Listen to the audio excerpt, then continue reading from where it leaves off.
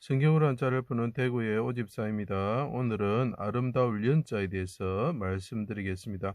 여기 보면 여자 여자가 있고 그 다음에 제비 연자가 있죠. 이것은 뜻이고 이것은 어미다 이렇게 해석을 해버리죠. 자, 그렇지만 우리가 제비 연자 제가 설명한 것을 봐주시기 바랍니다. 자, 제단 북쪽에 북자가 보이죠. 북쪽에 비둘기 같으신 분이 어떻게 합니까? 예, 죽으시면서 영혼이 떠나시면서 그분이 부르짖었다라는 거죠. 불에 태워지는 제단의 비둘기 같으신 분이 하나님께 부르짖었다는 게 뭐라고 부르짖으셨습니까? 아버지 제비같이 그분이 슬피 울며 부르짖었죠. 그러면서 하는 말이 뭐냐면 제비도 제단에서 새끼 둘 보금자리를 얻습니다.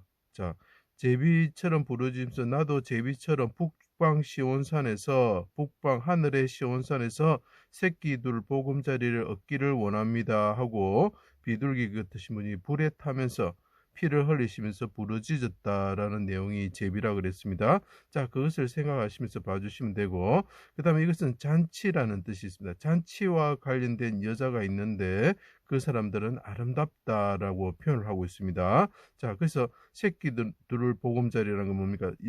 해산하는 여인과 같을 때에 관련된 여자가 무엇일까? 잔치와 관련됐을 때 여자가 무엇인가라는 거죠. 자, 그것을 하나씩 설명해 드려 보겠습니다.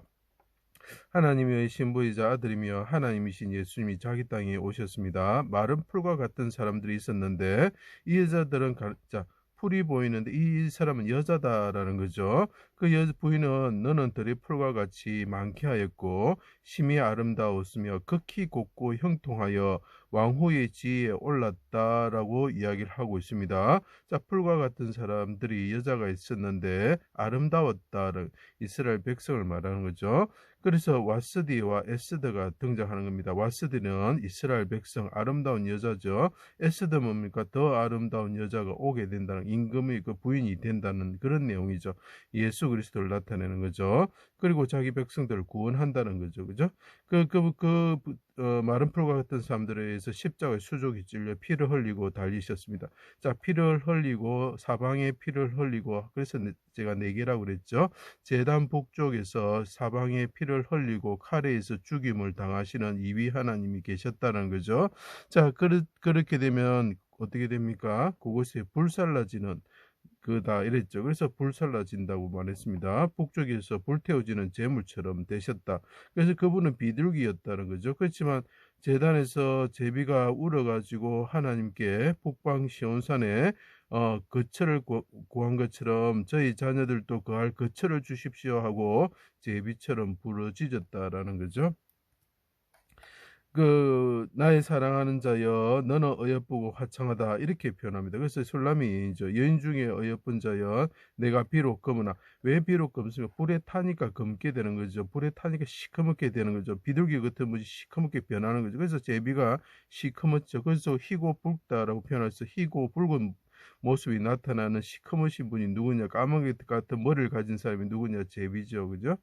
자, 내가 비록 검으나 아름다우니 자 허무할 만한 것이 아름다운 것이 없었다. 고운 모양도 없었다. 이렇게 표현을 하고 있죠.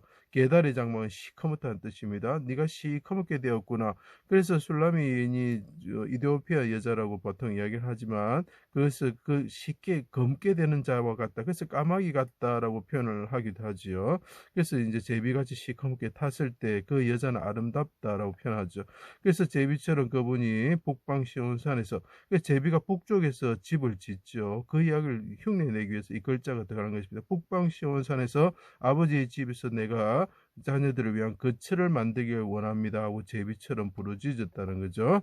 그가 나를 인도하여 잔치집으로 인도하신다라고 표현합니다. 자, 잔치와 관련된 술람의 예인이 있죠. 아름다운 여자다 이렇게 계속 이야기하고 있죠. 그래서 아름다울 연자가 됩니다. 칼 같은 비방을 하였습니다. 해가 빛을 잃고 어둠이 임할 때에 나의 하나님 어찌하여 나를 버리셨나이까? 무덤에 내려가는 자와 같습니다 하고 이야기를 하죠. 내가 질그릇 조각과 같습니다. 여기서 보면 품자가 보이죠. 물건 할 때 품자가 보입니다. 깨진 그릇과 같습니다. 돼지들이 에워싸고 입을 벌림이 찢으며 부르짖는 사자와 같습니다. 자, 그 풀과 같은 아름다운 여자들이 있었는데 그다음에 자기 신부들이죠. 신부들이 이분을 칼에 죽였다라는 거죠.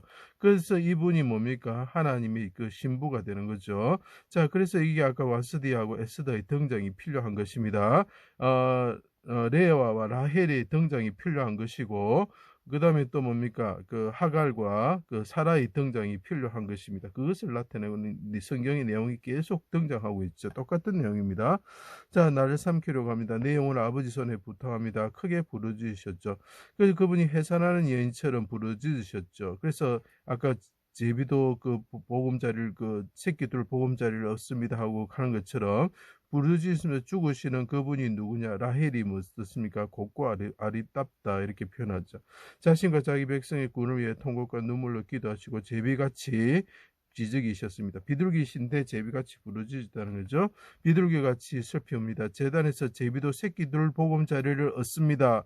자, 이 비둘기 같으신 분이 말합니다. 제비도 얻습니다. 그래서 제비연자라고 말씀드렸죠. 오른손으로 구원을 받아 북방 시온산에 올라 자녀들의 거처를 지을 수 있도록 하여 주십시오. 그래서 북자가 꼭 필요한 것입니다. 제비가 북쪽에서 집을 짓는 것과 똑같은 거죠. 오른손으로 구원받아 어린아이로서 하늘에 오르시어 천하의 왕이 되셨습니다. 만군의 여호와께서 시온산에서, 자, 이게 연나라 연자가 됩니다. 나라의 이름을 사용할 수 있습니다. 그 나라에서 이분이 어떻게 되느냐, 해산할 때 그분이 하늘에 오르셔서 왕후의 지위를 에스더처럼 얻으신다는 거죠. 자, 기름진 것과 오래 저장된 포도주로 연회를 베푸신다. 잔치를 베푸시는 여호와 하나님이 되셨다. 해산한 여인처럼 부르짖으신 분이 잔치를 베푸시는 분이 되셨다라는 거죠. 어린아이로서 오르셨다는. 그래서 여호와를 찬송할 것은 극히 아름다운 일을 하셨기 때문입니다라고 이야기를 합니다. 자, 에스더는 용모가 곱고 아름다운 처녀였습니다. 에스더가 왕을 위해서, 아하수에르 왕을 위해서 잔치를 베풀었습니다. 자, 잔치와 관련된 여자 에스더가 보이십니까? 그러면 관련된 이 여자는 뭐라고요? 아름답다라고 표현을 하고 있죠. 잔치에서 술을 마시게 됐습니다. 그래서 잔치 연자 제가 설명한 건 봐주세요. 백성을 자기에게 달라고 간구하게 되는 거죠. 자, 사라가 이삭을 낳았습니다. 해산하는 여인이죠. 그죠? 사라가 이삭을 낳았습니다. 자, 그래서 해산한 여인처럼 그가 고통을 받으면서 하나님 이삭을 아들을 낳은 거죠. 아름다운 여자죠. 사라는 심히 아름답다라고 표현하죠. 아브라함이 잔치를 베풀었습니다. 잔치를 베풀었습니다. 관련된 여자는 무엇이냐?